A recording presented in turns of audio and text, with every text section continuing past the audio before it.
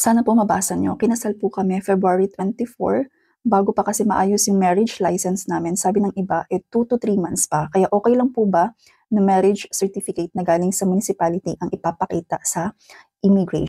Yes, pwedeng-pwede po yun. Meron po akong isang client na successfully na nakapag-travel po siya from the Philippines going to Austria. So, kwento ko na lang po yung story niya and para aware din po yung iba na gustong mag-travel na kahit na wala pa yung PSA issued na marriage certificate. So, nag-apply po siya ng visit visa first and na-approve po yung application niya kahit na certified true copy lang yung pinakita niya sa embassy. And nung nag-travel po siya, ganun lang din po yung pinakita niya sa immigration.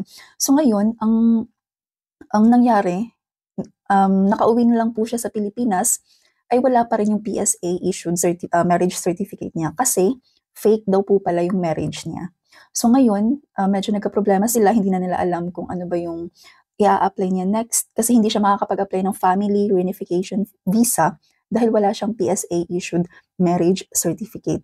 So ngayon, in-advisean ko sila na mag-apply na lang ng marriage visa sa Austria at doon na lang magpakasal ulit para talagang legal yung kasal nila.